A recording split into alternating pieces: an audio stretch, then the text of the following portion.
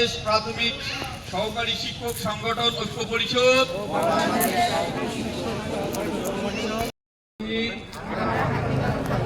সকল সরকারি প্রাথমিক বিদ্যালয়ের সহকারী শিক্ষক বৃন্দ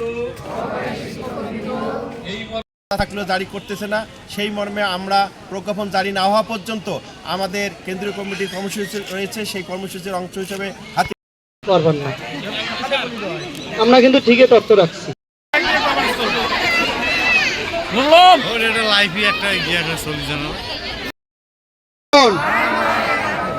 আর নয় কালকে